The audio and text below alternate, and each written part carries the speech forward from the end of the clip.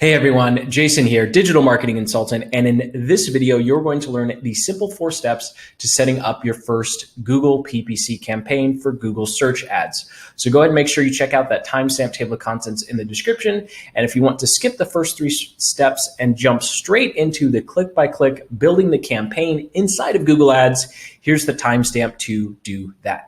Now, before we get into the very first step, which is the offer, I want to quickly go over how Google Ads campaigns are structured and should be structured. So at the very top, we're going to have our campaign, and this is where we're going to choose our product or service. We want to have one product, service, or offer per campaign. Then inside of our campaigns, we pretty much have unlimited ad groups. And this is where we choose who our ads are going to be shown to. We're going to be using keywords as our way of identifying our ideal customers. And then finally, inside of our ad groups, we can have our ads, which is what actually shows up and hopefully gets our ideal customers to click. And so we'll be going through each one of these steps and starting with the offer, because without knowing what our offer is, we can't start putting together our campaign. So when it comes to your offer, I'm going to go through a couple of examples that you can use as a services-based business or an e-commerce business. But we really just want to know, what do we need to present to people who are on Google search in order to get them to click our ad? It isn't always going to be necessarily what you ultimately want to sell them. We just need to get that click first, and then we can worry about the sale. So we just want to look for something that's going to get that call, email opt-in, or initial visit. So we just need them to click first. We don't have to try and sell inside of our ad. That's very important. So if you're a services-based business, you should be using something called a landing page, where you're essentially trying to collect contact information, collect that lead so you can follow up with them in the sales process. If you are a product-based business, you want to drive them directly to your product page. Notice neither of these are your homepage. You do not want to be driving traffic directly to your homepage. So here's some examples of what you can offer. If you're a services-based business, then you're going to want to offer something called a lead magnet. I'll link up to a playlist in the description that goes through how to put together a landing page and a lead magnet funnel if you're not familiar with it. But essentially, you're going to offer something of value in exchange for their contact information, whether this is a free consultation, an estimate, a demo. This can be a free tool or calculator on your website. Then if you are an e-commerce business or services business, the next one we have is a front end offer. And this is something you want to think of as your doorbuster or your first purchase. Like, what is the low price thing that you can offer somebody to get them in the door or to get them onto your site? Now, if you don't want to be creative and you want to go straight to your primary service as a services-based business, then you're going to want to choose one service that you provide to local customers. So this only works if it's an actual service that someone has to physically come to your location for.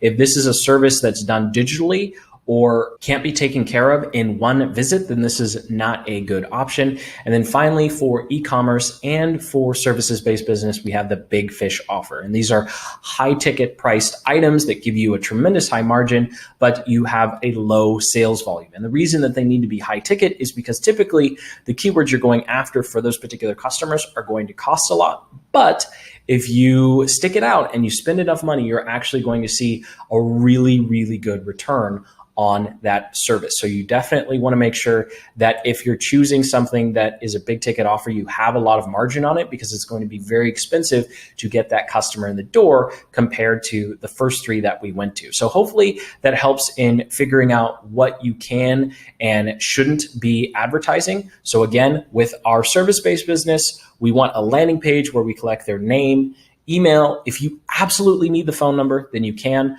But the more information you ask for, the less leads you're going to get, because your opt-in rate is going to be lower, and your product page should be directed at one product directly related to the search. Again, even if you're an e-commerce business, you have a bunch of products on your site, please don't send people to your homepage, and don't send people to a product category page. Send them to a specific product. Now, we're not going to be doing Google shopping ads, but I highly recommend you check out how to set up Google Merchant Center later on after you set up your search ads. So hopefully you have an idea of what your offer is going to be. Now let's talk about search terms. And this is where it's really easy to get caught up in trying to find every single keyword that you should be going after. And when you're just getting started, it's better to have too few keywords than too many, especially if you're working on a tight budget. So let's just go through this quick example. There we go. Quick example. So we have our ad in the middle, right? And then we have all of these potential customers that are searching on Google. Now, the length they are from your ad represents how close they are to actually doing business with you, because not all search terms and keywords are created equally. Now, there's typically 3 phases that a customer is going through before they're actually ready to click on your ad. So if we break down one of these lines here, we can see first a curiosity and learning. They're just trying to figure out whether or not they even need your product or solution. Then once they know they need your product or solution, then they're shopping around. And finally, they're ready to make a buying decision. Now, what's important is the type of search that each one of these people are making is different at each phase. So what we want to do is make sure we're only bidding on keywords at the very top when they're actually ready to make the buying decision, as opposed to just shopping around or curiosity and learning. So here's a concrete example. Let's say we are a bike shop. So in red, we have the keywords that we wouldn't want to go after, like mountain bike review or mountain biking for beginners. We have no idea what this person wants to buy. Whereas in green, we have a fictitious mountain bike here, and then we have a mountain bike shop near me. So both of those searches, while very simple, represent people who are actually ready to buy. They're actually looking to buy a mountain bike, whereas the red is just people who are learning about mountain biking. And yellow kind of fits in the middle, best mountain bikes for beginners. You could possibly rank well for this if you were doing content marketing, but generally when you're doing search ads, there's going to be a lot of competition for that keyword because it's so broad, but we'll still try it because we're going to kick things off with 3 different ad groups. Now, the good news is I have you covered on all of your keyword research. You don't need to go using Google Keyword Planner for the next 3 hours to try to figure out what you should and should not target, although I'll link in the description to a video that goes through how to do that after you're done with this tutorial. So we have 4 main categories. We have location plus service and location plus profession. This is great for services and lead generation. And then if you're e-commerce, you're going to want to look for those shopping around keywords, and then general keywords around your product or the type of business that you have. And so for a concrete example, here's what that can actually look like. So as you can see, for location, we can have Seattle PPC management or Seattle teeth cleaning. Here, we're specifically calling out the city or neighborhood that our business is in, and then saying exactly what the person is searching for. Now, this might seem so elementary. You go, there's no way this can work. And complexity is the enemy of success here. You want to be simple with your keywords. People are not typing in super long searches when they're trying to fix a problem or looking for a local service. Now, when it comes to e-commerce, the best way to go is actually specifically going general and having your specific product name as the search term. So if you are selling, for example, a mountain bike, you wouldn't just want to say mountain bike, you would want to put the exact type of mountain bike you have and have that ad link directly to that product page. Yes, that's a lot of work, but you're going to find that you're going to get the right people coming to your site because you want to be connecting with people who are actually looking for your product, not people who are just generally browsing around, because that's very expensive to pay for someone else who's essentially just kicking tires and window shopping. So again, there's a timestamp table of contents in the description. You can always come back and pause and modify these examples and the previous slide here to fit your business. And here's an example of what this would look like inside of your ad groups. So you would have one ad group that's targeting search terms around location plus service, and then you'd have another ad group that targets location plus profession. And when we go click by click inside of Google Ads, we will be using these exact keyword formulas to build out our ad groups. Now, something that's very important is you don't have to know everything now when it comes to your keywords, because after a week or 2 of running traffic, Google will tell you exactly what keywords you're showing up for. So make sure you add this to your notes. Hopefully you're taking some. Inside of your keywords report, after you've run ads for a couple of days or weeks, you're going to be able to click on keywords and click on search terms, and every keyword your campaign ever shows up for will be right here. this will be an absolute goldmine. And really by the end of this tutorial, you'll see that this is going to be the best way to conduct your keyword research, because this is going to tell you real world data specific to your business, what keywords are and aren't working. And it's going to be so much more accurate than what you can get with any paid keyword research tool out there. So now let's go ahead and talk about messaging. This is the final step before we actually go click by click inside of Google Ads. Now, the best way to figure out what the heck to say in your ads is to just type in some of those search terms in your local area to see what ads are already showing up. Now, you may need to use a VPN if you're doing it from another country and you're advertising in a different country to actually get the real results. But here is an example of a search in Seattle for PPC management agency. So there's three main things you want to look for. The first thing you want to look for are the power phrases. What is being offered, or what results or promises are being made? So here in red, in the first one, we have ROI driven, ROI focused. The next one, we have increasing ROI. We have help businesses grow. We have highly specialized PPC experts. These are all things to try and stand out from the other ones. Now, if we were going through and making our own, obviously ROI is very important in this particular search. Then we also want to look for offers. And this is what is being offered specifically to get someone to click. So the first one, they're giving a free consultation. The third one here, they're giving a free review, and they're also offering case studies. You see number 2 and number 4 doesn't actually seem to have a specific offer. They just seem to be generally talking about PPC management. But here, if I was going to start running ads as a PPC agency, I'd probably want to include an ad that had something about ROI, and then also something that offered either a case study or a free consultation, because it gives the prospect a reason to click, and a micro commitment, which means they're looking for something that's going to start them on the path to buying, as opposed to ad number 2 and ad number 4, where they probably would have to whip out their credit card today. Now, when it comes to e-commerce products, you want to do the same thing. Here we have mountain bikes for sale, and this search was done in the Dallas, Texas area. Now, something that was really interesting on this search was the very first one talked about women and it talked about racing. So that might be an indication to you that females might be a really good target demographic for bikes. Now, I haven't done any big keyword research in this particular demographic or this area, so I wouldn't know. It might just be a fluke. But here we can see racing bikes and women, for some reason, was so important that they put it in their actual body copy of their ad. Now in yellow, we see that there are some guarantees being made, there's some big sales going on, and fast shipping. And so if you can do this as an e-commerce store, it's something you probably want to add in order to compete if you were in the Dallas area.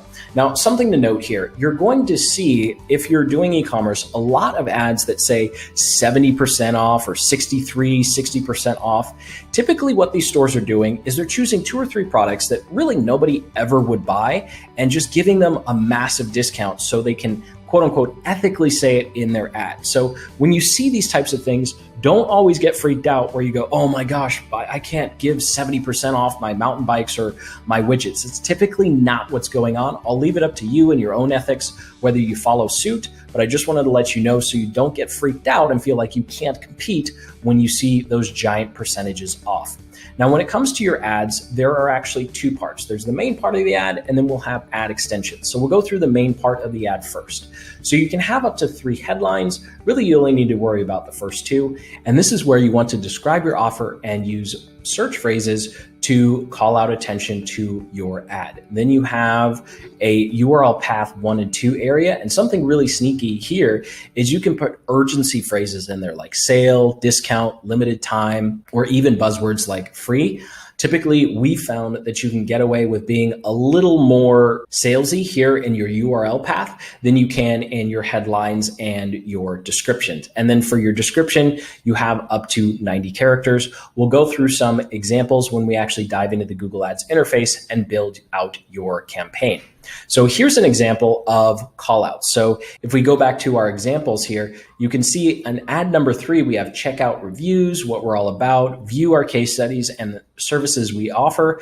These are extensions. So we're going to talk specifically about callout extensions and site links. So these are called site links because someone can actually click on them. If we go back to our mountain bike example, you can see in the very first one, most of these ads have site links. The last one actually has a deal, and we'll go through how to put those together when we go click by click. So going back to our example here, callouts are just going to be 25 characters of a standalone title where you're going to want to give some sort of feature or just try and build credibility. So in this particular instance, if we were creating an ad for a PPC agency, we would say we're Google partner, ROI driven, because we saw that everywhere, and then contract free, account ownership, little buzzwords that would get someone potentially excited to actually click on our ad. Then we have site links, which are also 25 characters, which can appear just as little links, or they can appear as a link with a little description. The description that you're seeing here is just an example, and it doesn't always show up. So you want to make sure that the title of your site link can stand alone without the description. And what's cool about site links is they can link to separate pages. So that's all you need to know when it comes to your Google Ads actual messaging. And what's important is you don't have to get it right out of the gate. You will always be testing your ad copy. So just put together something that you think looks great compared to what the competition is, and then just get started. The most important part is getting in the game and getting some actual data. So with that, it's time to actually build your first campaign. If you need to review any of the previous sections, again, detailed table of contents in the description.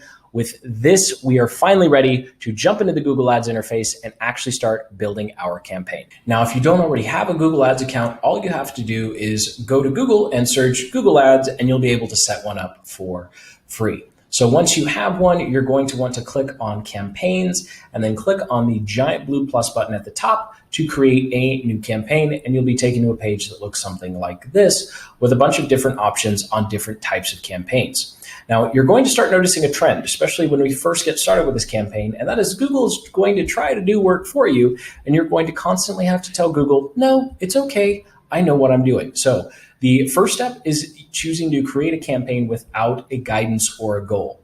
All these other options, all they essentially do is restrict what you can do inside of the campaign, and it automatically puts in settings for you. Because you're watching this video, you don't need to do that. You don't want Google making decisions for you, especially when it comes to how much money you're going to be spending. So let's go ahead and create a campaign without any goals or guidance, and then we'll go ahead and click on continue. We'll select search campaign, and we'll click on website visits. They're just going to ask for you to go ahead and put in your website URL. It's not really important since you're doing your own research, and then we'll go ahead and click on continue. So the first thing we do, of course, is give our campaign a name. Here, I'm just using a simple naming convention. I'm calling it search because it's a search campaign. Then you go ahead and put your offer in because you're only doing one offer per campaign, and then go ahead and put a number just in case you might wind up making multiple campaigns for the same offer in the future. You can easily keep track. And now we get to make the first and arguably most important decision when it comes to setting up our search campaign, and that is unchecking display network. We don't ever want to have more than one network in the same campaign. So we only want to do search. If you want to do display, then you'd make a completely separate campaign for display, mostly because we want to make sure that when we're running our tests, we can clearly see what keyword and what ad is performing. And when you have this display network in here, it's just a jumbled mess, and you're not really going to understand what is and is not working. So we'll go ahead and uncheck that. We'll go to more settings here, and here we're going to be able to set our start and end dates, our campaign URLs, and dynamic search ads. So with the start dates, in previous tutorials, I've recommended a lot of different start and end dates, but here, based upon all of the comments and feedback I've gotten, the best start date is actually next Thursday. And this is simply based upon You're busy, you have other things going on. So let's go ahead and make sure that our weeks start on Thursday. That way you don't have to jump into your ads account Monday morning to figure out what needs to be adjusted. And it gives you plenty of time to adjust for the weekends. So we'll go ahead and choose whatever the next Thursday is. And then for the end date, you actually want to set the end date 2 weeks out. The reason you want to do this is because Google will spend your money into oblivion. They will run up your credit card and there will be absolutely no recourse if you forget. So this is your stake in the ground to make sure your safety net is there in case you forget or just life happens. So we want to make sure that Google doesn't run off with our money. So let's just put it 2 weeks out. You can always extend the end date or turn the end date off altogether. And the next one we have is campaign URL options. You're actually going to skip this one. This one is an advanced setting. And unless you've already got a Google Analytics geek working for you, or you have your UTM parameters set up, if that didn't make any sense, then you definitely want to skip it. If you want to learn more about Google Analytics, UTMs, which is the first step to what you're looking at here, I'll link up to a detailed tutorial in the description. This next option we have is dynamic search ads, and we're going to want to skip this. You always want to make and write your own ads. The only time we are ever going to let Google decide what our ad is when you're using Merchant Center for shopping ads on an e-commerce site. Other than that, you always want to skip this no matter what type of campaign you are using. So next we have our targeting and audiences. So this is actually going to be very, very important depending upon the type of business that you have, starting with locations. So when you're working with locations, you're pretty much always going to want to immediately click on advanced search. And here you're going to be able to drop in the specific locations of where you want your ads to show up. So we're going to click on add bulk locations here. And here's a general rule of thumb, depending upon where your business is. If you're doing business internationally, then you're going to want to make one campaign for each one of your countries. This is because every country is different. So if you're advertising to 3 or 4 countries, you can have 3 to 4 campaigns for that specific country. It's okay if your keywords and your website and your ads are the same. You just need to segment it by country. If you're doing business in just one country, then you want to list out all of the states, territories, and provinces that you want to target. And then if you're regional, so if you're doing business within a state, territory, or province, then you're going to want to target by cities, neighborhoods, and counties. Then if you're a local-based business, you definitely don't want to use the radius feature. You want to type in the specific neighborhoods or specific zip codes of who you want to have your ads appearing in front of. So depending upon which one applies to you, that's what you're going to enter inside of this box. Here, I'm going to pretend like we're doing a national campaign. So in the US, so I'm just going to enter in all 50 states and go ahead and click search. You'll see it's 51 because I'm actually including the United States, a country as a whole. And I'll go ahead and click on target all and save. So now we're targeting every single state inside the United States. We do need to click on location options because there's something sneaky in here that can actually wind up wasting some of your ad spend. And that is under target. You see right now by default, it says people in or who show interest in. Now, I don't know about you, but I have no clue what that means. And I don't care if someone is interested in the particular place that I'm advertising. I need them to be in that place. This is going to be extremely important if you are local or regional. If you are on a national or international scale, it's probably not as important because we're targeting the entire US. But here we're just going to make sure that we only show the ad to people who are physically in the location that we want. And after that, we are good to go. For languages, you typically want to just have 1 to 2 max. Just choose the primary language of your ideal customer and move on. Typically, Google has it already figured out for you. This is one of the few instances where you can let Google get away with what it has there by default. And next we have audiences. And this is something you're going to want to completely ignore for all of your search campaigns. Audiences are great when you're doing YouTube ads and display network. When it comes to Google search, they are not the best way to go. Using keywords is the best way to go. So we're going to skip this and use it for discovery ads in the future. Now, our last set of settings here is going to be dealing with our budget and bidding. And this is where we really, really need to be careful because Google makes a lot of suggestions here that might be in their best interest, but not yours. So first thing we have is the actual budget. So this is how much you're going to spend per day. If you come to this section and you see it's asking for a lifetime budget, that means you made a mistake when setting your start and end dates, and you need to go make sure that you didn't select a lifetime campaign, because a lifetime campaign, when it ends, it actually ends, which is very frustrating. If you find out your campaign's working, you want it to keep going, not have to duplicate the campaign and start over from scratch. So here's just some quick math on how many clicks or website visitors you can expect based upon different daily budgets. Here, I'm just going to go with 10. And of course, Google immediately says, hey, you're not spending enough money. Well, you know what? We're just going to say that's okay, because you can always increase the amount of money that you are spending. So Google is almost always going to tell you to spend more or let them handle the bidding and budget. And you just don't want to do that because it's your hard-earned cash. So you need to keep control over it.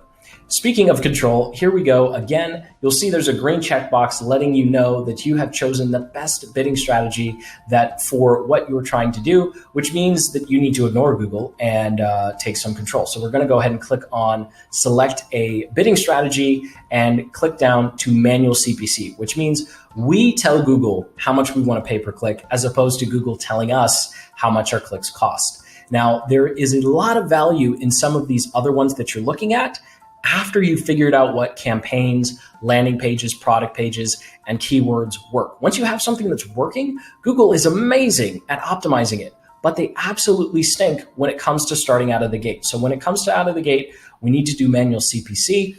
And of course, Google has one more trick up their sleeve. They're going to automatically check this box, help increase conversions with enhanced CPC. No, we don't want that. And of course, now Google is telling us that we're going to have a lower performance, but that's okay because we can come back and enable enhanced CPC later on after we know what keywords actually work and what keywords make sense to pay more for. So we're just trying to save our money and figure out what works before we start letting Google use their black box to essentially drive more traffic for us. So here are our three final settings: conversions, ad schedule, and ad rotation. So first we have conversions, which you need to skip unless you have a marketing geek like myself who set up a bunch of micro conversions for you. This can become an absolute mess. So if you're just getting started, please, please, please don't mess with your conversions. Next, we have our ad schedule. You only need to add an ad schedule if you only want to run ads while during your store hours, or if part of your sales process has sales calls and you need to be able to call your prospect pretty much when they see your ad. So if you don't want to be on the hook making a 12 a.m. call, then you're going to want to make sure that your ad schedule is set so your ads aren't showing up during times when you're not going to answer or make sales calls. Finally, we have ad rotation. And this is yet again where Google is trying to take the reins and control how our money is spent.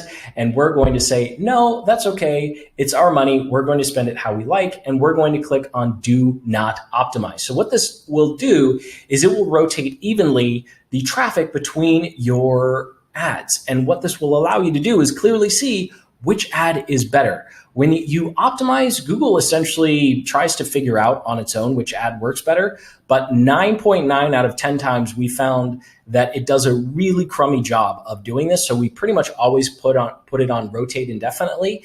And like we said in our messaging section, we'll put it on rotate indefinitely because you always need to be changing and checking your ads anyway. That's a large part of what running a Google Ads campaign is. So you don't need Google to take this part over for you. And that does it for all of the actual settings for your campaign. So next we have our ads and our keywords. So we're going to do some ads, we're going to do some keywords, and then we're going to go back to ads. So the first thing we'll do with our ads is choose our ad extensions, because ad extensions typically go across the entire campaign as opposed to an ad group basis like our ads, which is why we can choose them here. So if you've done anything with Google Ads in the past, you will already have some ad extensions here. So we'll start with site links. So you can click on site links. You'll be able to see all the site links you've created in the past, or you can click on create new site link extension and enter your site link information. The site link text is always going to show up whenever your site links appear. And then you have your optional description lines It's very important that your site link text is independent of your description line, and then you'll go ahead and have your final URL. You will need to make at least 2 of them for them to be activated. They have some advanced options here where you can choose time of day or device preferences, but when you're just getting started, go ahead and leave that alone. I'm going to click cancel since I've already created some site link extensions, and then we'll go down to call out extensions, and these are the text extensions that will show up below your description, and they are not clickable. Again, you need to have at least 2 of them, and there's a 25 character limit again. So we'll go ahead and skip the advanced options. We'll get fancy later. And then finally, we have call extensions. Now, this is something that's going to take a little bit to set up because you need to verify your phone number with Google. But this is the one place where you probably do want to go through the advanced settings if you don't want people calling you when you're at home. So you probably want to set this up so it's during business hours if you decide to use a call extension. And these extensions, by the way, are at Google's discretion. So what this means is you don't get to choose whether or not these extensions show up. Google will decide for you whether or not they show up, and there's no penalty for having them. So you might as well have them, because when you get higher in your rankings for your ad, you'll have a higher probability of these extra extensions showing up. And this is just a quick list of the other extensions that you can play with and go through. So we'll go ahead and click save and continue. I've chosen a couple of site links and call out extensions to use across the entire campaign. And now we're actually ready to start making our ad groups. Now, before we dive into all of the keywords we're going to be using and how to separate them, we need to quickly talk about the different types of keywords, because there's actually different things called match types. And so we have broad modifier, phrase, and exact. So all this means is, if you think of it as a funnel, broad means Google is going to try and match your ad to almost every search under the sun. So we actually don't want to do broad match keywords, because that means that you're essentially telling Google, hey, anything that's remotely related to this keyword, I want my ad to show up. So we're actually going to use phrase and exact. So phrase means that some combination of the keyword search term that you've entered needs to be in the actual search. So this ensures that your ads are only showing up for search phrases that actually make sense for your business. And exact match means when you put in your search term or your keyword, someone has to type in that exact phrase in that exact order in order for your ad to show up. So the exact match, you're going to get a very, very low impression rate, which means your ads aren't going to show up very much, whereas phrase, you're going to get a lot more traffic. So I just wanted to quickly touch on that. We could spend an entire video on how to use them, but let's save our dollars. Let's be focused, just do phrase match and exact match. Now, these are the keyword templates that we're going to be using for this campaign. I'm going to continue the example of a PPC agency. So I'm going to use location plus service, location plus profession, and then shopping around. If you were doing e-commerce, you would be doing shopping around and then having ad groups that specifically describe the products that you are offering. So our first ad group here is going to be location plus service. And I'm going to go ahead and type in Seattle PPC Management, AdWords Consultant, even though it's not called AdWords anymore, people still search for AdWords, and SEM, Search Engine Management Marketing. And then for the exact match, I'm actually going to put it in twice. So I'm going to put Seattle in the front, and then I'm also going to put Seattle in the back. It looks like I made a little spelling mistake there. And the reason that you do this is because Seattle PPC Management with exact match is different than PPC Management Seattle, because it's an exact match.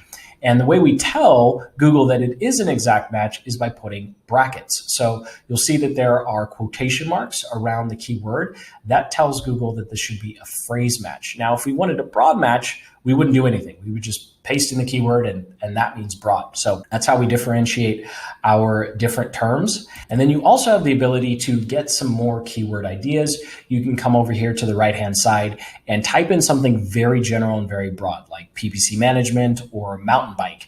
And then you can go ahead and go through these different keywords and see if any of them make sense with your ad group. So for your ad group, you don't want to have any more than 10 unique ones. So that means you're going to have a total of at least 20. That means 10 phrases and then their version of exact match. If you want to get fancy and try switching up some of the word order for your exact match, you can, but that's not necessarily required. So with that, we're done with our first ad group. Let's go ahead and make ad group number 2.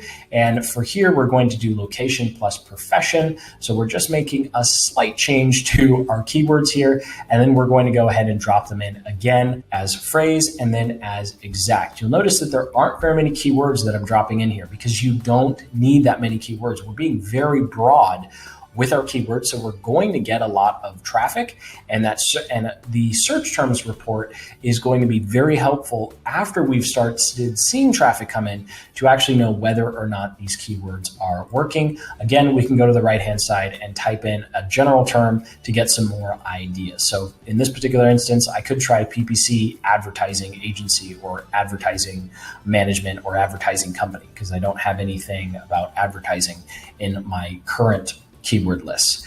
And then finally, let's go ahead and make our last keyword group. And here we're just going to be targeting people who are shopping around, and we'll drop in our keywords there. You can always pause timestamp table of contents if you want to take a closer look at the keywords that are being used. But this is really as advanced as you need to be when you're first getting started. So here I just have best PPC management agency and top PPC agency in Seattle. So I'm just trying different things to see which one sticks, because then after a week or two of running traffic, we'll actually start to refine and figure out which combinations of keywords actually get us the best results. And then we can worry about optimization and finding more keywords in our search term report. And of course, we can always check out what Google has to offer here. And one last step before we save and continue, you probably noticed we've been skipping our bid. So when we were setting up our campaign settings, we made sure that we took both hands on the wheel and told Google, no, we want manual CPC. So here is where we're going to set how much we're willing to pay per click. So you're paying per click. You're not paying every time your ad shows up. You're not paying every time someone makes a sale or someone gives you their contact information. This is just as basic as you can get. Every time someone clicks, you pay. The best place to start is really $2 or $3. So I'm going to put $2 here. Google, after a week, will actually start to tell you whether you need to spend more or you're okay spending less. You'll see on the right-hand side, it will start offering some projections of how much they think it's going to cost. But 9 out of 10 times, these projections have nothing to do with reality. So definitely take them with a grain of salt. So I'm going to go back up here, add $2 per click. You'll see our average CPC for ad group number 2 went to 18 cents, which I know for a fact is not true at all. And then we'll go up here and enter $2 per click again. So all of our ad groups, the default bid is $2 per click. Again, as traffic comes in, you'll actually start to adjust on a keyword basis how much you're willing to pay based upon the actual results you get. So let's go ahead and scroll back down and click save and continue. And once we do, we are on the home stretch here. If you're still watching, go ahead and hit that like button. We're going to create our ad. And what I recommend is having 2 text ads and totally skipping the responsive ads for now. Responsive ads are still in what I consider beta, even though Google doesn't say they are, because they don't show up all the time. And as you'll see, they want a ton of different headlines. So it makes it an absolute nightmare to figure out what headline is actually working. So we'll come down here and you'll just enter in your 3 headlines. You'll see headline number 3 and description number 2 are new, which means they're probably not going to show up. It's something Google's experimenting with. So you have 30 characters for your first 2 headlines, and then you have 90 characters for each one of your descriptions. Your URL path is a great place to create some urgency around your ad. So we'll go ahead and skip ahead to filling in all of the headlines, display, URL path, and of course the 2 descriptions. So this is what it could look like on mobile. You'll see free audit, ROI driven, about us, account ownership. Those are site links. So on mobile, they're just going to show up as a link, where on desktop, you'll see that there could possibly be some description. And then you'll see underneath strategy call and account review today, we have Google partner, ROI driven, contract free, and account ownership. those are the call out extensions. So this would be an ideal scenario where for some reason Google thinks our ad is just amazing and they want to show everything we have. Typically, you're not going to get all of that real estate, especially when you're just getting started. And this is all we need for our ad. So we can go ahead and click on done and create next. The best way to figure out what on earth to put for your headline and your description and even your site links and your call outs is, of course, to take your keywords, type them into Google, and see what results are actually showing up for those search terms to get some inspiration. Keyword inspiration, not copying. And the display path is a great place to have things like free, limited time, or book or start now. So something to create urgency in your ad, because you can get away with being a little more urgent than you can in your headline and your body copy. Of course, Google might catch on eventually and be a little more strict, but for now, we'll use that display path for urgency. So we have our first ad. We'll go ahead and create our second ad here. I actually recommend pretty much doing everything the exact same. You'll see the only difference here, though, is in headline 1, we've added some brackets. So you'll shift bracket to create these special brackets, and you'll want to type in key word, capitalize the K and the W, and then the colon, and then your actual title. So essentially what this is telling Google is to take the search term and make it your headline. And then if the search term doesn't fit in 30 characters, then go ahead and go with your normal headline. This is a great way to set for a simple and easy split test. And so in our particular example, someone typed in Seattle PPC management.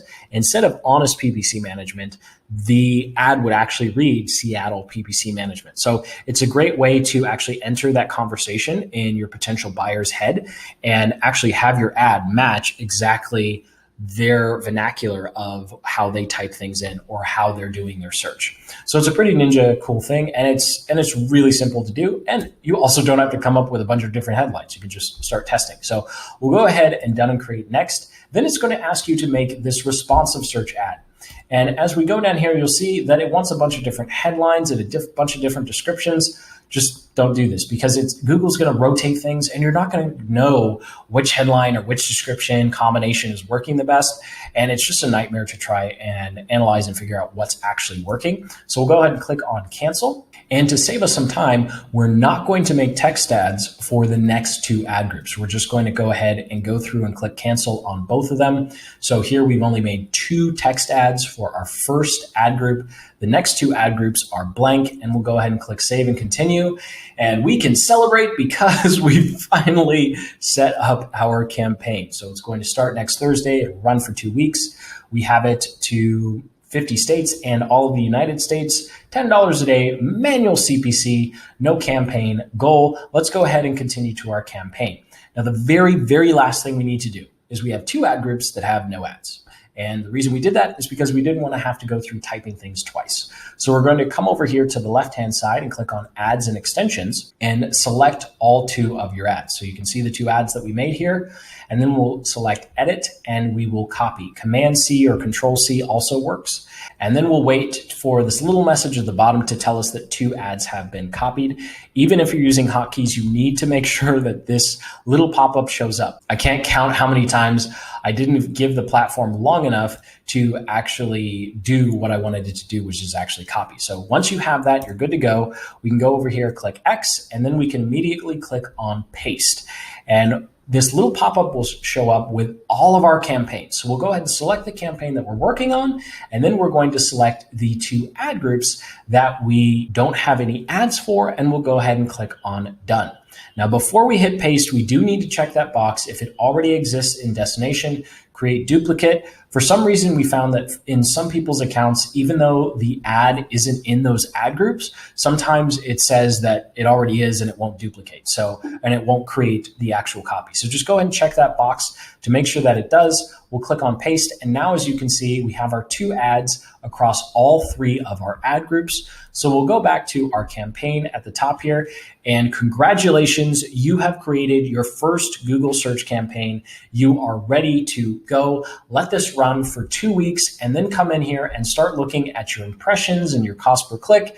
And your goal here is to figure out what keyword do you think is going to give you the best results and what ads are getting the best click-through rate. You'll pause the ads that aren't working and then create another ad. So you always have at least 2 ads running inside of each one of your ad groups because you're always testing for improvement. So thank you so much for watching. Sincerely hope you have a lot more confidence when it comes to putting together your search campaign. Comment below if you have any questions. And as always, keep building the business you love.